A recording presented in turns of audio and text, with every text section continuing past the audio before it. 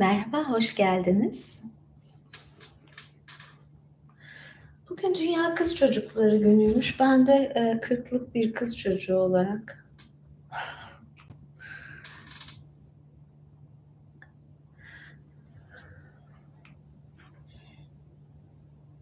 geldiğimi herkese duyurayım, değil mi?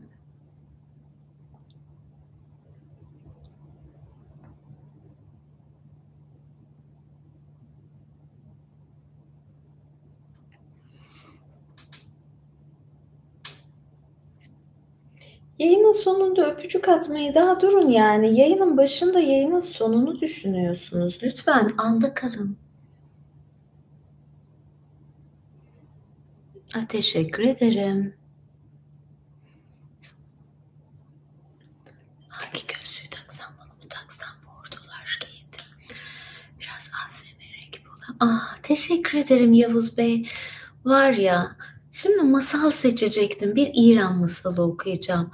Ama dedim eğer benim böyle en favori takipçim Yavuz Bey geldiyse ben ondan bir numara isteyeyim. Bak kırmızılar, ben de kırmızılar giyindim. Bordolar, kırmızılar falan.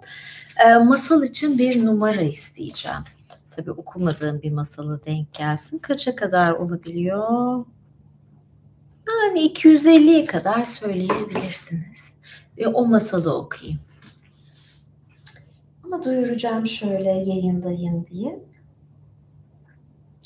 Fısıltılar da geliyorsa güzel olmuştur belki fısıltılı olarak.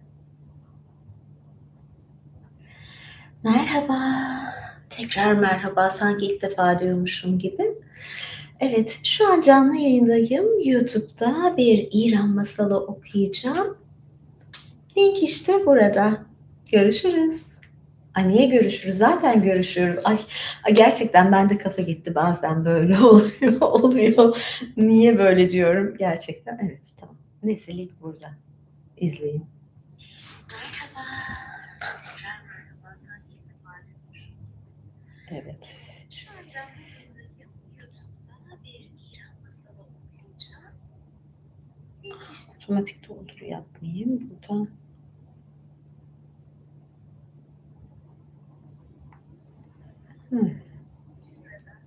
görüşürüz. Niye görüşürüz? Zaten görüşüyoruz. Gerçekten ben de kafa gittim. Oluyor. Niye böyle diyorum? Evet. Hemen birden haber geldi kar geliyor diye. İstemiyoruz kar falan. Öyle değil mi? Ben direniyorum hala sanki yazın ilk başlarındaki gibi ya da bu tür çoraplarla. Çoraplarımı beğendiniz mi? Teşekkür ederim. Telefonu yaşlı teyzeler gibi mi kullanıyorum? Nasıl yani? Nasıl kullanıyor onlar? Ben ne yapıyorum? Ya neyse tamam çok genç değilim ama yani böyle de demeyin lütfen. 48 Muğla. Bakayım. 48. Çok küçük bir numara söylediniz hemen başlarda. Yoksa 84'ü alırım eğer oradaki masalı okuduysam.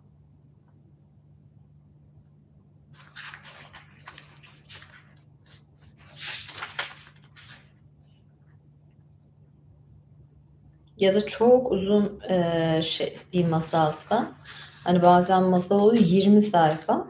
Oku oku bitmiyor. 8. İki Altın Kardeşin Öyküsü. 50'den 13 sayfa. Bir de 84'e bakayım. Tamam bir de 84'e bakayım. Yaşlı teyzeler gibi kullanıyorsun. Yakın gözlüğü takıyorum yani. Bir zahmet olsun yani. Telefonu göremiyorum. Anka kuşulu bir tane var. Ama ben bunu okumuştum sanırım. İsfahanlı tüccar ve hayırsız karısı. O yani iki altın kardeşin öyküsü. O zaman sana şunu sorayım. O zaman şöyle bir şey yapıyorum. Ben böyle birkaç tane belirleyip bu mu bu mu olsun diyeceğim. Şimdi masal isimleri de biraz heyecanlı olsun değil mi bugün böyle yapalım. Ayakkabı giyer gibi yaptım. Hmm.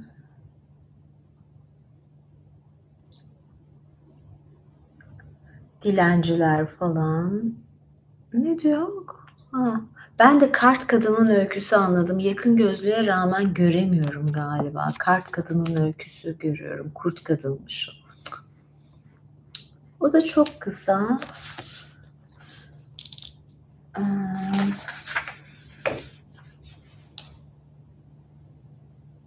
Kralın oğlu Peri. Yok ya, ben senin seçtiğin 48 yine güzel. Ben onu kullanayım. İki kardeş. 48 yaşında değilim lütfen yani. 4 ve 6. Ben 26 yaşındayım. 26 yaşındayım 20 yıldır lütfen. Yani değil mi? Yok, 20 yıldır 26 yaşındayım ve bu konuyu kapatıyoruz. Sonra 20 yıl boyunca 27 yaşında olabilirim ama 27-26 bu yaşlardayım. Evet, iki altın kardeşin öyküsünü okuyacağım. Girmiş mi link? Girmiş. Tamamdır. Çünkü İran masalları heyecanlı oluyor. Biraz böyle şey yapalım, eğlenelim dedim yani. Haftaya mitoloji okurum. Bugün madem kız çocukları günü, biraz böyle masal falan olsun, değil mi? Birazdan da galiba şu çorabı çıkaracağım. Evet. Başlıyorum.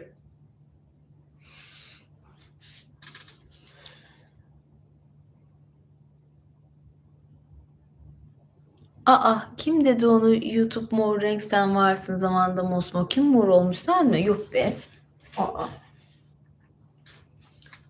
Çünkü çorabı çıkaracağım. Çünkü çok güzel kırmızı ojeler sürdüm. Bunu saklamak istemiyorum. O kadar uğraşmışım. Güzel ojelerim var.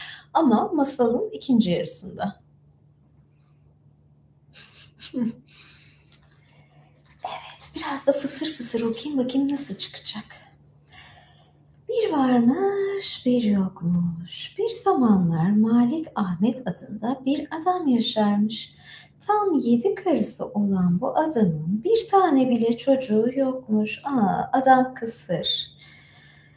Bu kadar malım mülküm olsa ne yazar diyormuş adam gece gündüz. Bütün bu varlık, zenginlik içinde yokluk çekiyorum. Şu dünyada adımda bırakacağım bir evladım bile yok.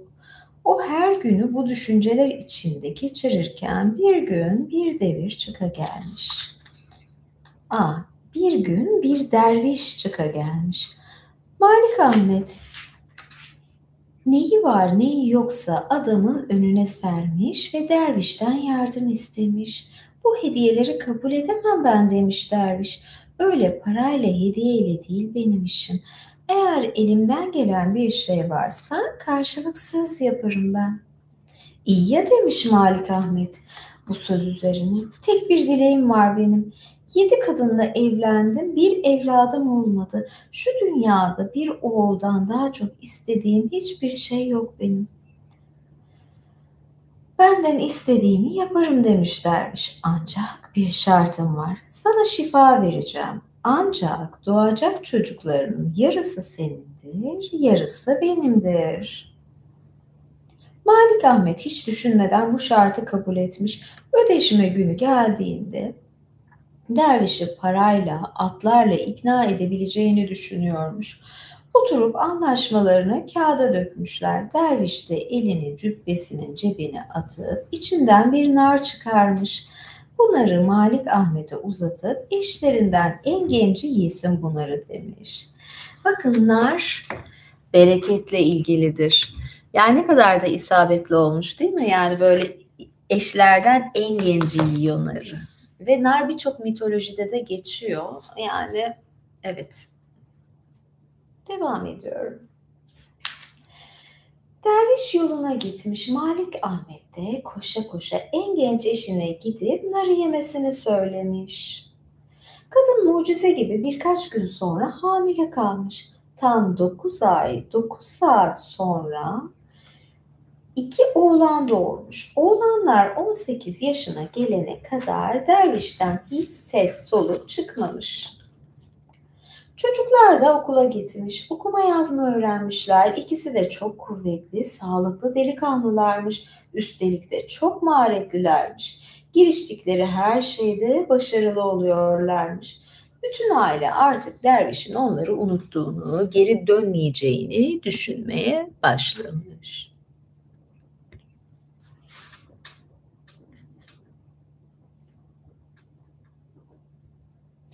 Ancak bir gün herkes bahçede rahat rahat otururken derviş çıka gelmiş. Elinde yıllar önce anlaşmalarını yazdıkları kağıtla yaklaşmış, selam vermiş ve payımı almaya geldim demiş. Malik Ahmet hemen ayağa fırlamış. Malımı, mülkümü, neyimi istersen al demiş. Hepsi senindir. Ben malını, mülkünü istemiyorum demiş derviş. Bir anlaşma yaptık ve ben payımı almaya geldim. Malik Ahmet ne kadar dil döktüyse de derviş kararından vazgeçmemiş. Kimsenin gücü onu kararından döndürmeye yetmemiş. En sonunda 2 oğlandan büyük oğlanı ben giderim dervişle demiş.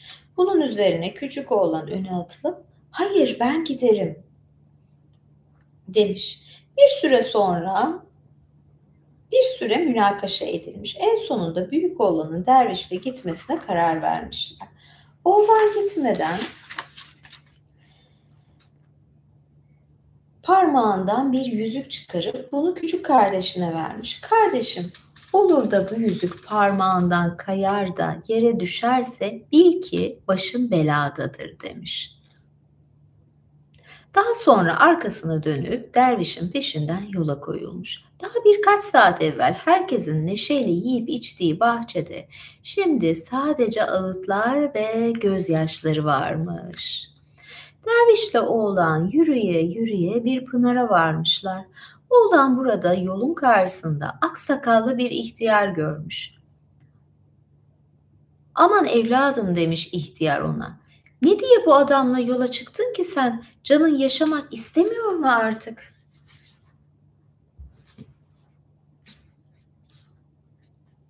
Ben doğmadan babamla bir anlaşma yapmışlar diye cevap vermiş oğlan.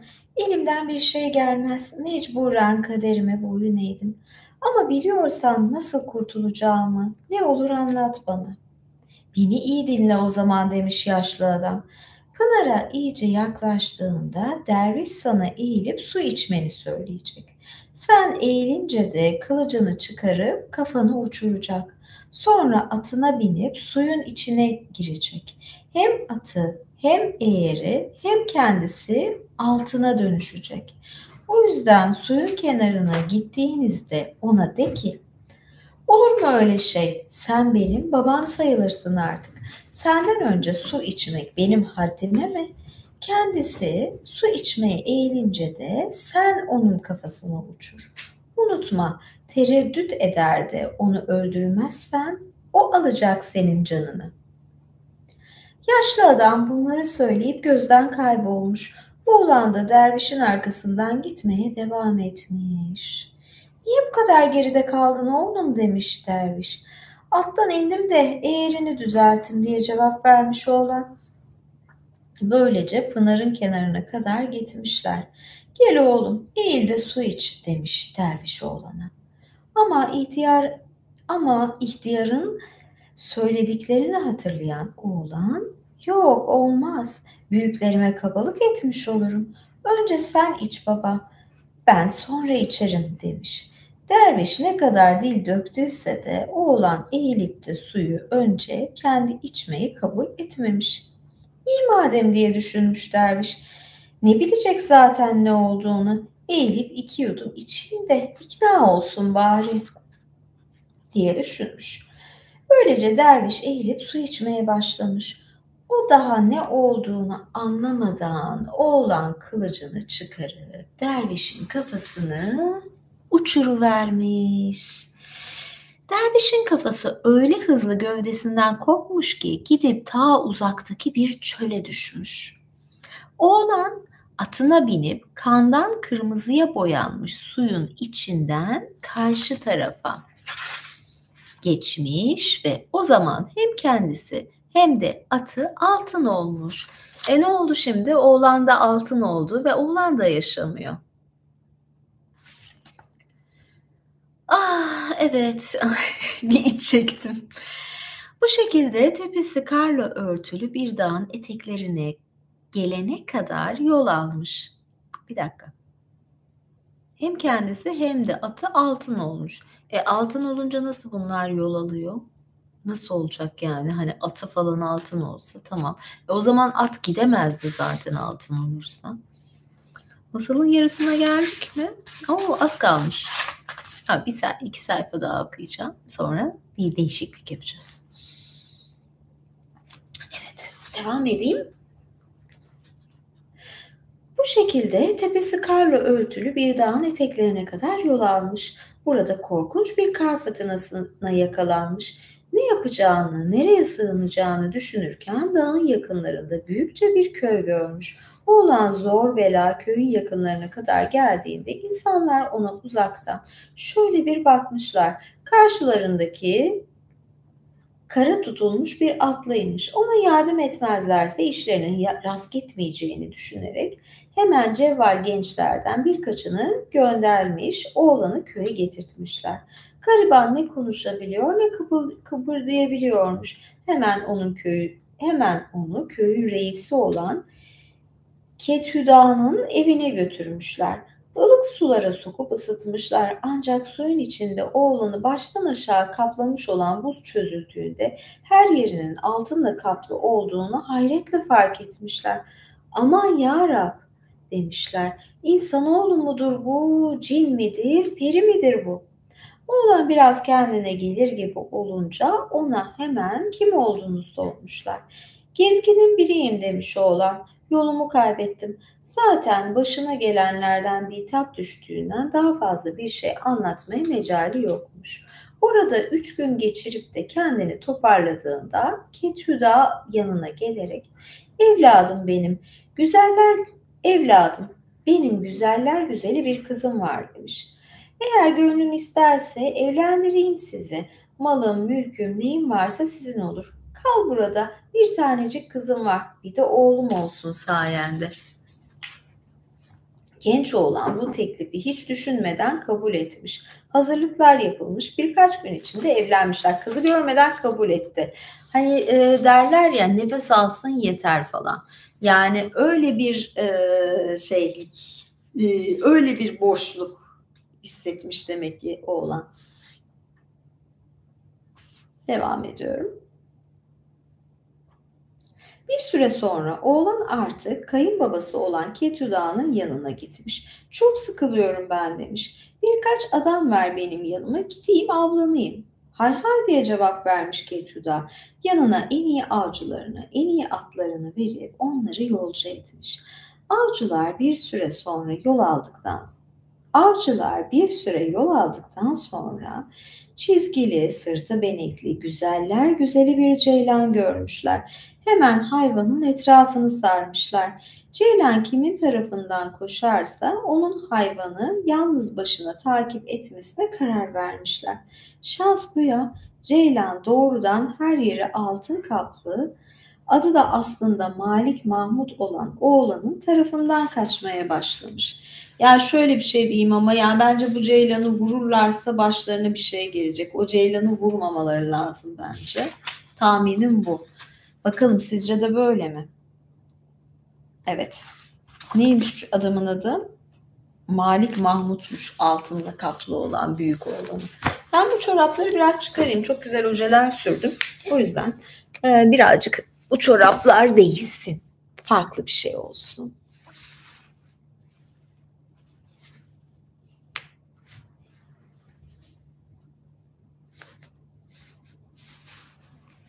Arada böyle değişiklik yapalım. Masalın ikinci yarısı.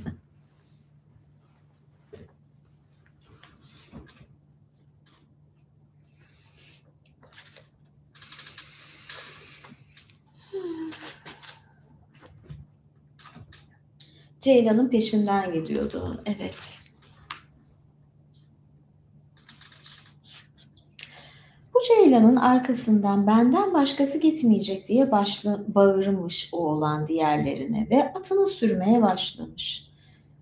Diğer avcılar saatlerce beklemişler ancak ne gelen varmış ne de giden. Damadı kaybolursa Ketüda'ya ne deriz biz diye konuşmaya başlamışlar kendi aralarında. Ancak elleri kolları bağlı beklemekten başka da bir çareleri yokmuş. Bir şekilde birkaç gün bekleyip sonunda köylerine dönmüşler. Ketüda avcıların dönüp de Malik Mahmud'un aralarında olmadığını görünce efkara kapılmış. Oğlum gibi sevmiştim ben onu. O ise beni bırakıp gitti belli ki diye düşünmüş. Ketüda'nın etrafındaki insanlar o zaten öyle normal bir insanoğlu değildi demişler. Bize bir insanın suretinde göründü belki ama in miydi, cin miydi kim bilir neydi. Bu konuda neredeyse herkes aynı fikirdeymiş.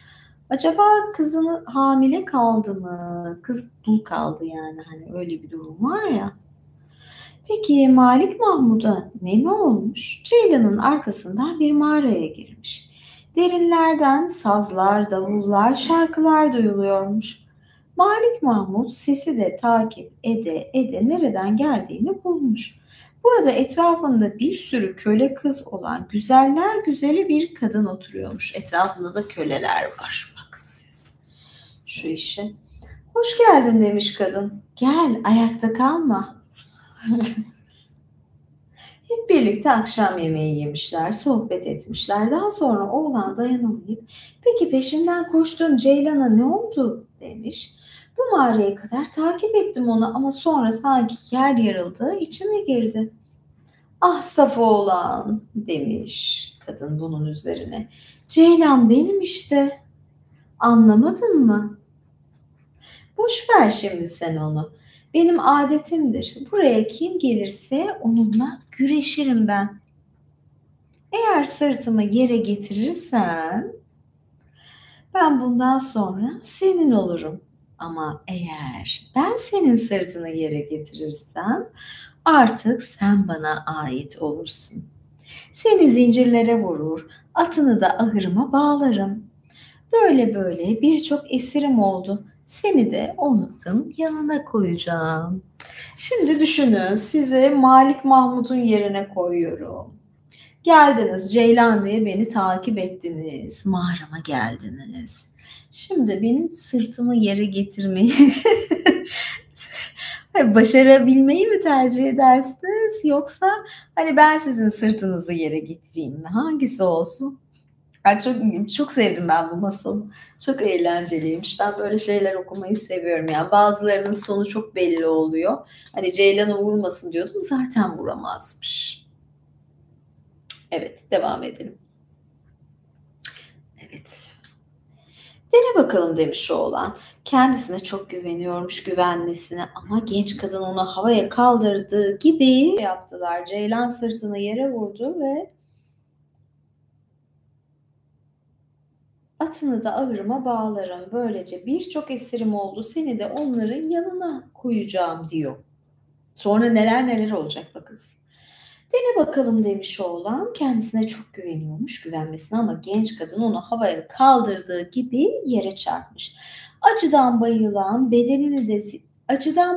bedenini de zincire vurup anlattığı diğer esirlerin yanına koymuş. Burada kaldık değil mi?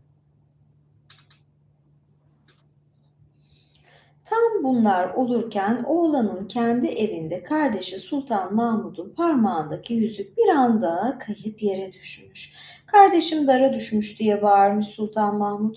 Koşarak anne babasına yüzüğün parmağından düştüğünü söylemiş. Gözü yaşlı annesini ardında bırakarak atına atladığı gibi kardeşini bulmak için yola koyulmuş. Dervişin kardeşini götürdüğünü gördüğü yolu izleyerek aynı pınarın olduğu yere gelmiş ve aksakallı ihtiyarı görmüş. Evladım, kardeşini mi arıyorsun diye sormuş. Bu soru karşısında afallayan Sultan Mahmud, kardeşimi aradığımı nereden biliyor bu adam diye düşünmüş ve kesin biliyordur kardeşimin yerini. demiş içinden. Yaşlı adam da kardeşin şurada esir tutuluyor diyerek her şeyi anlatmış. Bir kadınla bahse girdi. Kadın da onu alıp esir etti kendisine. Şimdi buradan dümdüz gidip suyu geç. Aynı kardeşin gibi baştan aşağı altın olacaksın. Sonra sana bahsettiğim kadının mağarasını bulup onunla güreşeceksin. Yapman gereken ellerini birleştirip onu boynundan yakalamak. Sonra da sırtını yere getirmektir. Ancak böyle boynundan yakalanırsa yenilebilir kadın. Ne dediysen yapacağım demiş Sultan Mahmut ve yaşlı adama veda edip Pınar'a doğru ilerlemiş. Buraya vardığında suya dervişin kanının aktığını görmüş. Suyun içinden geçmiş ve gerçekten de baştan aşağı altına dönmüş. Sonra da kardeşinin atının izini sürerek karşı dağa gelmiş. Aynı kardeşi gibi o da burada kar fırtınasına yakalanmış. Evet, tekrar devam ediyorum. Yani kontrol ediyorum artık. Dağın yakınında yaşayan köylüler bunu gördüklerinde bu ahmak oğlan yine mi fırtınaya tutulmuş demişler. Kaç kere kurtaracağız biz bunun canını? Yine de onu ölüme terk etmeye vicdanları el vermemiş. Yine birkaç adam gönderip onu kurtarmışlar. O esnada oğlanın yanına gelen Ketüda, "Oğlum ne yapıyorsun sen?" diye sormuş. "Fırtına olduğunu bile bile o dağa yine gidilir mi hiç? Hem sen neredesin günlerdir?" İnsanların sözlerinden onu kardeşi zannettiklerini anlayan Sultan Mahmut, "Yapmam gereken işler vardı." demiş. Daha sonra güzeller güzeli bir kadın gelip yanı başına oturmuş ve konuşmaya başlamışlar. Oğlan kısa sürede bu güzel kadının kardeşinin eşi olduğunu anlamış. Bu yüzden gece olup da yatağa yattıklarında kılıcını kınından çıkarıp kadınla arasına koymuş. "Niye yaptın şimdi bunu?" diye sormuş kadın. "Evlendiğimizde hiç böyle şeyler yapmazdım." Namuslu çıktı diyorum ya, yani kardeşinin karısına el sürmemiş. "Bu bir gelenektir bizde." diye cevap vermiş oğlan. "Birkaç gün böyle uyuyacağız." Oğlan kardeşi gibi davranarak orada birkaç gün geçirdikten sonra Ketüda'nın yanına gelmiş. "Baba, ben ava çıkmak istiyorum." demiş ama o daha lafını bitiremeden Ketüda, "Geçen sefer de böyle dedim, bir daha geri gelmeyeceksin sandık." diye cevap vermiş. "Olur mu öyle şey babacığım?" diye üstelemiş Sultan Mahmut. "3-5 güne kalmaz geri dönerim." Böylece yanına birkaç adam alarak yola koyulmuş. Tıpkı geçen sefer olduğu gibi karşılarına bir ceylan çıkmış. Yine ceylanın etrafını çevirmişler ve Sultan Mahmut diğerlerini arkasında bırakıp mağaraya varana kadar ceylanı kovalamış. Tıpkı aksakallı yaşlının anlattığı gibi içeriden müzik sesleri geliyormuş ve mağaranın içinde biraz ilerleyen Sultan Mahmut bir tahtın üzerinde o güne kadar gördükleri en güzel kadınla karşı karşıya gelmiş. Eğilip selam vermiş. Kadın buna karşılık olarak, "Gel delikanlı, otur şöyle." demiş. Oğlan gidip kadının yanına oturmuş. Kadın hemen konuya girmiş. Tıpkı kardeşine yaptığı gibi Sultan Mahmud'a da bir geleneği olduğunu, onunla güreş tutacağını, sırtını yere getirebilirse sonsuza dek ona ait olacağını söylemiş. Hatta kazanırsa bir de oğlanın tıpkı ona benzeyen kardeşini ona vereceğini de eklemiş. "Ancak ben senin sırtını yere getirirsem seni de kardeşinin yanına gönderirim." demiş. Böylece kalkıp güreşmeye başlamışlar. Sultan Mahmut tıpkı ihtiyarın kendisine anlattığı gibi ellerini birleştirip kadını boynundan yakalamış, onu iyice hareketsiz hale getirip yere devirmiş. Hemen ellerini bağlamaya koyulmuş. Ya kadınla kendimi çok özdeşleşmiştim. Şu anda böyle çok heyecan içinde bekliyorum. Yani ne yapacak bana acaba? Sırtımı yere getirdi. Yani geçen sefer bu zamanda ben farkına varmıştım. Sırtım yere geldi ve ben böyle yayının olmadığını fark etmiştim. Şu anda bakıyorum ne olacak? Masal burada kaldı. Bağlamana gerek yok beni demiş kadın. Nasıl olsa sana ait oldum artık. Sultan Mahmut bunun üzerine kardeşimin yerini bana söylersen çözerim ellerini demiş kadın. Sultan Mahmud'a kardeşinin yerini söylemiş. Şu şişeyi de al, ayılana kadar içindekini koklat kardeşine demiş. Diğer esirlere de ne istersen yap. Oğlan gidip kadının gösterdiği şişeyi almış. Bilinçsiz halde yatmakta olan kardeşinin burnuna tutmuş. Kardeşi yavaş yavaş kendine gelmiş. İki kardeş birbirlerine sarılıp bir süre ağlaşmışlar. Daha sonra toparlanıp kadının yanına gitmiş. Ve onun ellerini çözmüşler. Bütün gece oturup birbirlerine hikayelerini anlatmışlar. Sabah olduğunda diğer esirleri de serbest bırakmışlar. Yanlarına mağaranın hanımını da alıp oradan ayrılmışlar. Sultan Mahmut bu kadınla evlenmiş. Malik Mahmut ise eşine kavuşmuş. Hep beraber ülkelerine dönüp ömürlerinin geri kalanını mutluluk içinde geçirmişler. Evet, güzel. Köle yapmadı kadını, evlendi. Yani hani kendi yerime koydum. Şey olmuş oldu yani, evlenmiş oluyor. Esir tutmuyor erkekleri, evleniyor. Neyse, uzun bir masal okuması oldu ve böyle 5 sayfayı resmen tekrar okudum. Belki ben bu masal yayınını, canlı yayını montajlayacağım, edit yapacağım kaydettikten sonra ve tekrar yükleyeceğim. Oradaki kesintiler nasıl çıkacak bilmiyorum. İlk defa başıma geldi. İnterneti fiber yaptım. Dedim ki daha güzel bir canlı yayın sunarım sizlere dedim ama böyle oldu. Şimdi bir Kıdemli Savaşçı yayını ve İmparator yayını yapacağım. Görüşmek üzere. Savaşçıları da yayın çok yakında geliyor, merak etmeyin. Onlara bir videom da olacak ayrıca aslında. Videom olacağı için. Görüşürüz. İyi geceler.